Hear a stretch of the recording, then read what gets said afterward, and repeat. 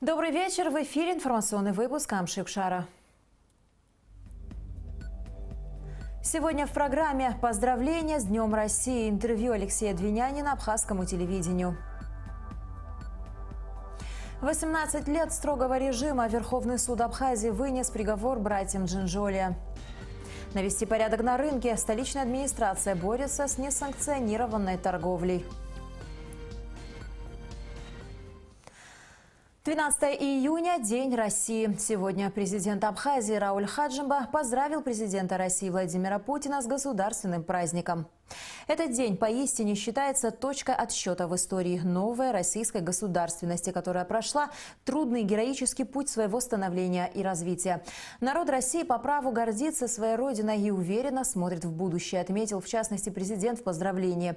Отрадно отметить, что абхазо-российские отношения, основанные на дружбе абхазского и русского народов, успешно развиваются в духе союзнического взаимодействия. Мы и впредь будем прилагать все усилия для дальнейшего укрепления полноформатного сотрудничества между нашими государствами в интересах благополучия наших граждан, подчеркнул Рауль Хаджимба. Спикер парламента Абхазии Валерий Кварчи от имени Народного собрания поздравил с Днем России членов Совета Федерации и депутатов Государственной Думы Федерального собрания России. Спикер выразил уверенность в том, что укрепление дружественных отношений между Абхазией и Россией, развитие межпарламентского сотрудничества будут и далее служить на благо народов обеих стран. Премьер-министр Республики Абхазия Геннадий Гагуля поздравил председателя правительства России Дмитрия Медведева с Днем России. Геннадий Гагуля выразил уверенность в том, что история России будет связана лишь с необычным экономическим ростом и благополучием ее граждан. Сегодня в День России чрезвычайный полномочный посол Российской Федерации в Республике Абхазия Алексей Двинянин дал эксклюзивное интервью абхазскому телевидению. Перспективы сотрудничества России и Абхазии, перспективы дальнейшего признания Абхазии, о женевском формате переговоров, о том, сложно ли быть вторым послом России в Абхазии. Об этом и о многом другом в интервью Алексея Двинянина. Смотрите сразу после новостей. А сейчас небольшой отрывок. Я расцениваю перспективы нашего сотрудничества как однозначно радужные. Вы совершенно правы, что у нас подписано более сотни двусторонних соглашений и договоров самого разного плана, от военно-политических до гуманитарных, многие из которых приносят реальную пользу абхазскому населению. И мне очень отрадно это осознавать. Вот недавно вступило в силу соглашение о возможности использования медицинских полисов гражданами Абхазии. Это очень позитивный фактор и элемент. Опять же, не могу не упомянуть два наших базовых больших договора. Это договор о дружбе, сотрудничестве и взаимопомощи 2008 года, который создал надежную крышу в плане безопасности и обороноспособности для Республики Абхазия, практически на 100% отвел внешнюю угрозу для жителей вашей страны. И, безусловно, в его развитие, подписанный в ноябре 2014 года, договор о союзничестве и стратегическом партнерстве. Я считаю, это две ключевых базы для дальнейшего развития наших отношений. Союзничество и стратегическое партнерство во всех сферах. Абхазский скакун Конрад Лорд выиграл Кубок президента России на Центральном Московском ипподроме. Владелец скакуна – почетный гражданин Абхазии Сергей Толстопятов. Конрад Лорд выступает за Абхазию третий год и 2 года подряд выигрывает Кубок президента России. Сегодня президент Рауль Хаджимба принял президента Федерации конного спорта Абхазии Аслана Камля и его заместителя Надгура Пачалия. Жеребец Конрад Лорд под седлом опытного жокея из Абхазии Станислава Круглыхина, выступавшего под 4-м номером, преодолел дистанцию в 2400 метров за 2 минуты 34 секунды и удостоился главного приза скачек Кубка президента России. Конрад Лорд лидирует по финишной прямой. Даки отпал. Мистер Чаки вторым. Конрад Лорд лидирует, приближаясь к финишу и выигрывает приз президента второй раз.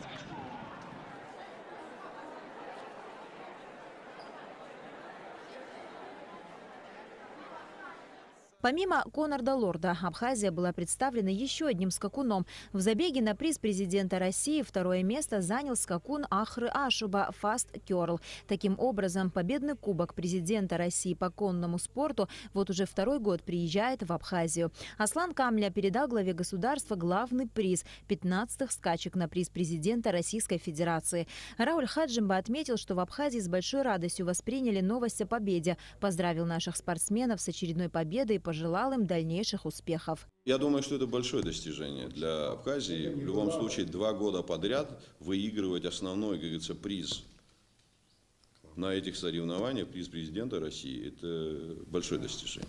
Руководитель администрации президента Беслан Барцыц поздравил всех, кто приложил усилия, чтобы эта победа стала возможной. В первую очередь руководство Федерации конного спорта республики. Этот турнир является традиционным, это уже 15-й юбилейный.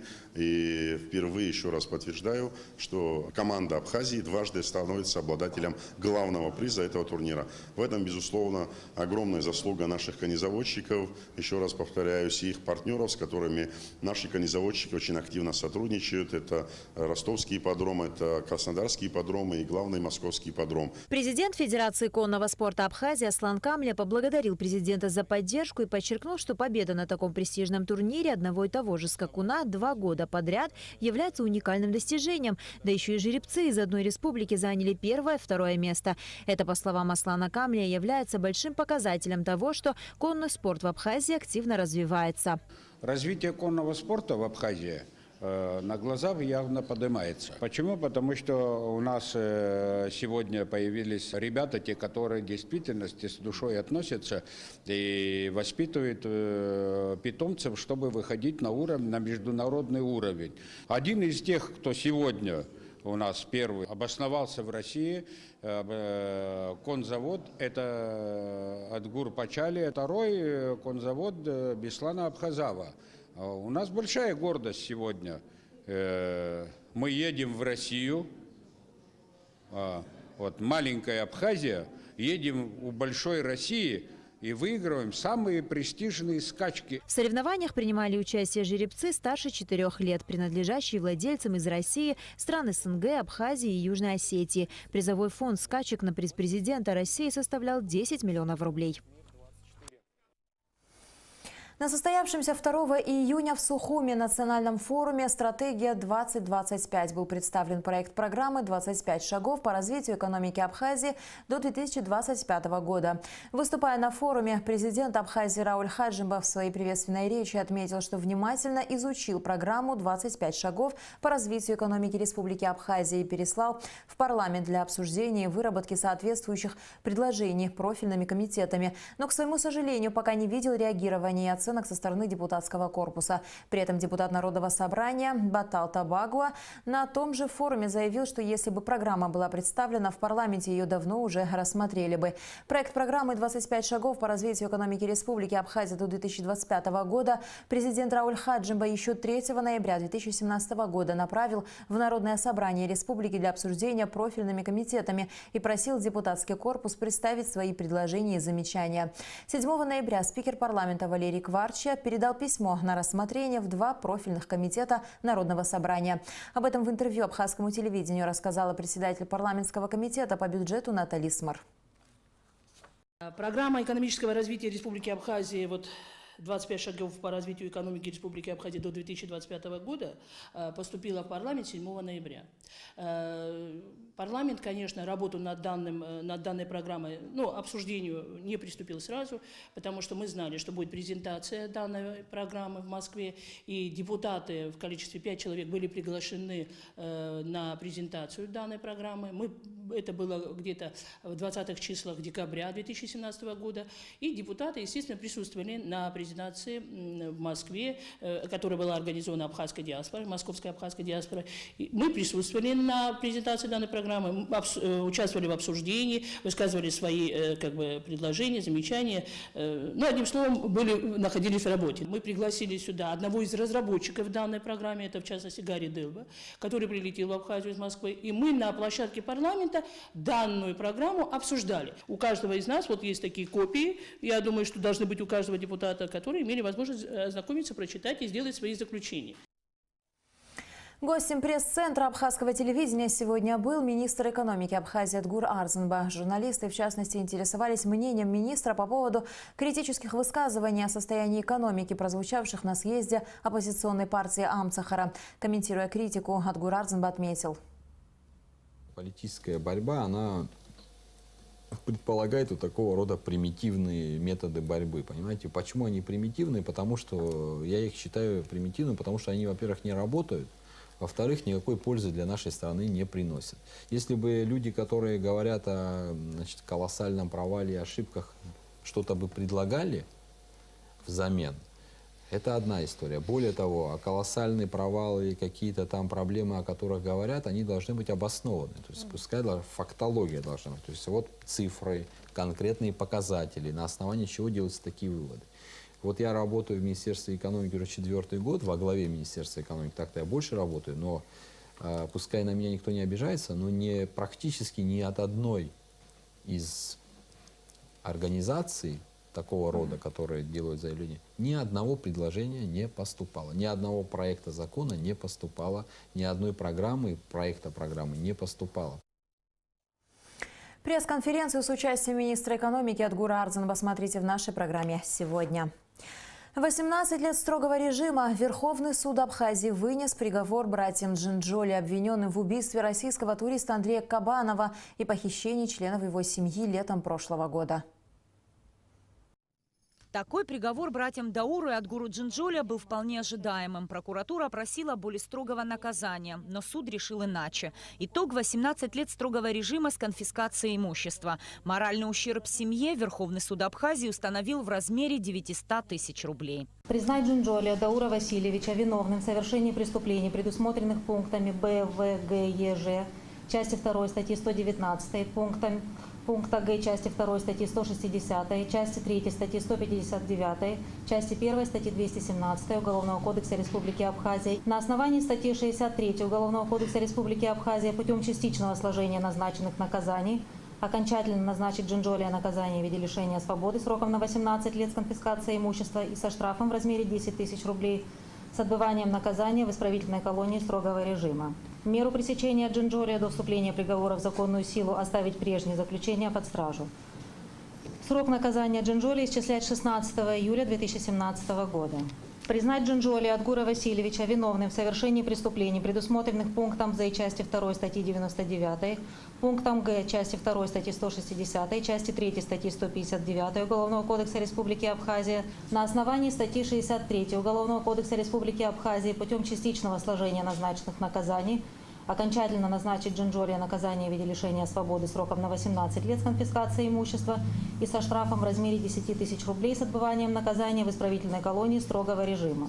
Предварительное следствие Адгуру Джинджоли предъявило обвинение в совершении убийства, совершенного из корыстных побуждений, сопряженного с разбоем и с целью облегчить совершение другого преступления – вымогательства в крупном размере, совершенного группой лиц по предварительному сговору, и разбойного нападения в целях завладения чужого имущества в крупном размере, также совершенного группой лиц по предварительному сговору с угрозой применения насилия, опасного для жизни или здоровья.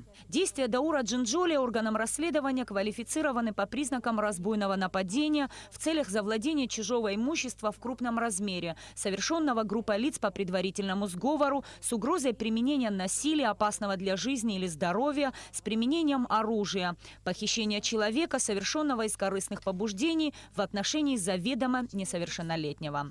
Приговор суда братья Джинджоли выслушали спокойно, хотя и по их растерянному виду было понятно, что столь сурового наказания они не ожидали. Эмоции проявились лишь после завершения процесса. Одно из самых резонансных преступлений в Абхазии произошло в разгар прошлого курортного сезона. Разбойное нападение на группу отдыхающих из Москвы произошло в селе Приморское Гудаутского района. Примерно в полдень 11 июля на безмятежно проводивших время на берегу моря туристов напали двое в масках. Вооруженные автоматическим оружием братья Даур и Адгур Джинджоли стали угрожать физической расправой, требуя от туристов денег и драгоценностей. Преступникам удалось взять в заложники 2 женщин и 4 детей. России. Один из мужчин оказал сопротивление напавшим и был тяжело ранен. Грабители нанесли ему 2 ножевых ранения в область грудной клетки и оставили умирать на берегу. Раны оказались смертельными. Сердце Андрея Кабанова перестало биться уже в больнице. На обжалование приговора Верховного суда у подсудимых всего 10 дней, после которых решение вступит в законную силу. Нисфа Аршба, Роберт Ломия, Абхазское телевидение.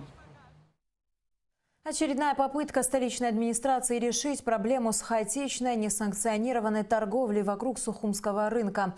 Накануне в мэрии столицы состоялось совещание с участием руководства городской администрации Центрального рынка, УБЭП и УВД города, на котором было решено принять ряд мер по упорядочению торговли. Тему продолжит Ирина Аршба. Рано утром, а именно к 5 часам утра, к Сухумскому центральному рынку подтягивается народ. Здесь предприниматели, которые привозят товар целыми машинами, крестьяне, торгующие выращенными овощами и фруктами, а также перекупщики, скупающие продукцию по оптовым ценам. Чуть позже и перекупщики, и то небольшое количество крестьян, торгующих своей продукцией, располагаются здесь же, вдоль улицы Гулия, с обеих сторон, и продают товар прямо на проезжей части. Пыль, грязь, протекающая канализация. Говорить о соблюдении элементарных санитарных норм даже не приходится. Несмотря на то, что руководство рынка и представители городской санэпидстанции неоднократно пытались решить проблему, ВОЗ и ныне там. Улица Гуля не предназначена для торговли, поэтому у нас было совещание, присутствовали санэпидстанции, присутствовали с УВД, с МВД. Мы решили совместно делать рейдовые мероприятия, чтобы очистить проезжую часть. Там антисанитария, там не разрешено продавать сырная продукция, молочная продукция. Это одним днем не решить, это будет мероприятие сегодня, это будет мероприятие завтра. То есть на протяжении там определенного времени, чтобы люди, те граждане, кто продает сельскохозяйственную продукцию, своей продукции, чтобы они привыкли, что будут продавать они впредь внутри. Для всех торгующих на рынке есть специально отведенные места. На 2-м этаже крытого рынка есть все условия для торговли, но предприниматели отказываются туда подниматься, мотивируя это сложностью доставки груза. А главное тем, что наверху торговля идет плохо, поскольку меньше покупателей. Места есть и на торговой площади рынка. Правда, большинство из них находится в аварийном состоянии. Кроме того, те, кто здесь торгует, занимают сразу несколько мест. И, как говорят продавцы с улицы, не пускают их сюда. Мешки как можно таскать на второй? Пускай вещи перенесут туда. Как цыганка, уходи. Перед магазином вам не дадут, конечно. Везде все уходи, говорит. Нам места нету. Внутри заходим, говорят, это мое место. Уходите, куда пойдем, скажи. Мы оптом сдаем, мы не будем стоять. Единственный выход из сложившейся ситуации – это перенести вещевой рынок с так называемого поля чудес на 2-й этаж, а освободившуюся площадь обустроить под торговлю сельхозпродукцией, считает старший контролер рынка Роман Джугелия. Мы обязаны предоставлять места рабочие. Допустим, там, где площадочки есть, туда, мол, заполнить. А на самом деле, если мы реально хотим себе помочь и людям, на мой взгляд, сегодня единственно реально объективно вещевиков с поля чудес поднять на 2-й этаж, и это место для крестьян определить. Какое будет принято решение для упорядочения торговли на Сухумском рынке, пока неизвестно. Но торговать продуктами питания вдоль улицы Гулия и прямо на проезжей части с сегодняшнего дня запрещено. Для недопущения несанкционированной торговли здесь будут дежурить сотрудники УВД столицы. Ирина Аршба, Тимур Гугохия, Абхазское телевидение. В целях реализации мероприятий, направленных на борьбу с коричнево-мраморным клопом в Абхазии, Министерство сельского хозяйства информирует, что в каждом районе республики под контролем Управления сельского хозяйства администрации районов осуществляется бесплатная выдача гражданам республики средств фитосанитарного назначения для борьбы с клопом. Для жителей города Сухум выдача ядохимикатов осуществляется под контролем службы защиты растений Минсельхоза. Пункты выдачи средств фитосанитарного назначения. Город Сухум, муниципальное управление, санэпидемстанция, улица Воронова, 34, Алла Беляева, телефон 226 10 46. Гагарский район, отдел сельского хозяйства в администрации района, Геворг Горонян, телефон 991 66 75. Гудаутский район, управление сельского хозяйства в администрации района, Юрий Кварацхеля, телефон 770 40 87. Сухумский район, отдел сельского хозяйства в администрации района, Домей-Тужба, телефон 994 99 05. Гулрыбжский район, управление сельского хозяйства в администрации района, Рафик Григорян, телефон 770 68 78. Очимчирский район, управление сельского хозяйства в администрации района, Ишсу Гургулия, телефон 927 28 35. Давид Ашуба, телефон 771 03 97. Тхуарчалский район, управление сельского хозяйства в администрации района, Амиран Джинджоля, телефон 993 51 02. Галский район, управление сельского хозяйства администрации района, Тамаз Цвижба, телефон 770 16 86. В понедельник около 3 часов дня на пункт связи пожарно-спасательной части по городу Гагра поступило сообщение о пожаре, возникшем у подножья горы Агепста. На место происшествия выехало 3 пожарно-спасательных расчета в составе 15 человек, сообщает пресс-служба МЧС. Позже число спасателей, задействованных в тушении огня, было увеличено. Тушение пожара продолжилось и ночью. Примерная площадь возгорания составила 7 гектаров. Сухая и устойчивая погода благоприятствовала распространению огня. Как отмечали специалисты, тушить лесную хвойную подстилку, то есть высохший слой сосновых иголок, очень трудно. К тому же огонь распространялся в труднодоступных местах, куда практически невозможно забросить спецтехнику, а это еще больше усложняло задачу пожарных. К утру пожар был практически локализован, однако местами сухостой снова вспыхивал, а тлеющие пеньки вызывали сильное задымление. На данный момент на месте произошедшего пожара продолжают дежурить пожарно-спасательные расчеты, которые препятствуют распространению огня. Угрозы для близлежащих населенных пунктов и объектов жизнеобеспечения нет. Причины пожара пока не установлены. В ходе тушения пожара поднялся сильный ветер и была необходимость вызвать весь личный состав. Более 30 человек, работающих личного состава Гагарского гарнизона, были задействованы при тушении данного пожара. Также были задействованы более 20 человек гражданских лиц, которые принимали активное участие и помогали сотрудникам Министерства чрезвычайным ситуациям в ходе тушения пожара. Тушить этот пожар очень сложно. И нужно время для того, чтобы огонь доходил до тех мест, где наши ребята могут его встретить и потушить. На данный момент интенсивность развития пожара уменьшилась, и мы расправляемся силами личного состава Гагарского гарнизона, где-то 20 человек. С 13 по 15 июня Министерство культуры Абхазии совместно с Международным фондом культуры Фазиля Искандера проводят 4-й международный фестиваль культуры Фазиля Искандера «Стоянка человека». Сегодня в Министерстве культуры состоялся брифинг, посвященный предстоящему фестивалю. Программа фестиваля в этом году очень насыщена. Открытие состоится 13 июня в Государственном русском театре драмы имени Фазиля Искандера. Премьера спектакля «Широколобы» по отрывку из романа Сандро из Чегема. «Широколобы» – это выдающаяся новелла-притча с глубоким нравственным смыслом о том, каким должен быть человек.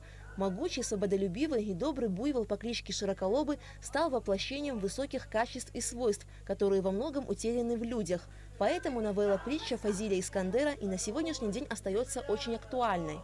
Это спектакль о тех невероятных нравственных качествах, мужестве, честности, о силе, о свободе, о всем том, что определяло характер, национальный характер и сознание абхазского народа.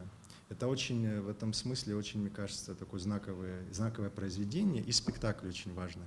Я счастлив, что такой спектакль, он рождается в рамках фестиваля, и он будет жить после фестиваля, но будет вот таким вот важным результатом этого прекрасного события. Автор инсценировки и режиссер-постановщик Широколобый Искандер Сакаев признается, что давно мечтал поставить этот спектакль. И при создании сценария Широколобова для режиссера было крайне важно передать атмосферу самого произведения. Я сначала хотел снимать фильм, потому что на тот момент я учился в ВГИКе. Потом я хотел сделать анимационное кино. Потом в итоге у меня точно сформировалось ощущение, что это должен быть спектакль с живыми людьми. И когда я начал сочинять инсценировку, была задача сохранить вот этот ритм, вот эту эмоцию, вот этот нерв и вот эту, знаете, такую вот почвенническую чувственность, что ли. Вот это вот очень такое, знаете, произведение. Такое оно вот языческое в хорошем смысле этого слова, оно очень такое пульсирующее. Вот каждая строчка, она несет очень сильный эмоциональный заряд. И как это перенести с бумаги в действие, и как в процессе переноса не потерять вот эту потрясающую такую вот языковую составляющую. Фестиваль «Стоянка человека» является неким мостом, соединяющим поклонников и почитателей творчества выдающегося писателя с главным местом действия его произведений – Абхазии, родиной Фазиля Искандера. 4-й год фестиваль собирает почитателей, тех людей, которые вдохновляются творчеством Искандера у него на родине, вместе самых главных его литературных событий в Абхазии. Философия фестиваля – это поддержка тех инициатив, которые не просто это разовое мероприятие, а, как правило, дают жизнь для многих спектаклей, выставок, конкурсов, встреч и так далее. В рамках фестиваля «Стоянка человека» 14 июня в Сухумском доме юношества состоится очередной конкурс детского рисунка «Грушевый компот». Работы победителей будут выставлены на вернисаже детского рисунка, посвященного 90-летию со дня рождения Фазиля Искандера в будущем году. Также в СДЮ пройдет круглый стол «Литературные экскурсии в Абхазии. Настоящее и будущее». В рамках круглого стола будет показан фильм, снятый по следам прошлогоднего литературного маршрута «Чик в Мухусе». А 15 июня, в день закрытия 4-го международного фестиваля культуры Фазиля Искандера «Стоянка человека», на малой сцене Абхазского государственного драмтеатра состоится показ анимационного авторского короткометражного фильма режиссера Мадины Аргун «Мальчик и война». Алика Трапш, Астамур Гошба, Абхазское телевидение. В рамках мероприятий по уборке городов и районов республики, объявленных по распоряжению премьер-министра Абхазии Геннадия Гагуля, в Сухуме продолжаются работы по уборке города. 5 дней подряд шли работы по благоустройству парка Славы. Всю территорию парка расчистили и привели в надлежащий вид, а затем покрасили тротуарные бордюры. По поручению премьер-министра республики было поручено месяц назад, распоряжение он подписал, День чистоты в республике. Мы сегодня первым долгом порядок приводим парк Славы, где наши ребята похоронены. Мы обязаны первым долгом здесь, чтобы была чистота. Мы это заканчиваем сегодня 5-й день здесь работаем. Переходим в парке Баграта Васильевича Шингуба. Там тоже будем делать то же самое, как сейчас вы видели здесь у нас. И в завершении выпуска о погоде. По сообщению Гидрометцентра, завтра в Абхазии ожидается преимущественно ясная, жаркая погода. Температура воздуха ночью 16-21, днем 28-33 градуса. Температура морской воды 23 градуса.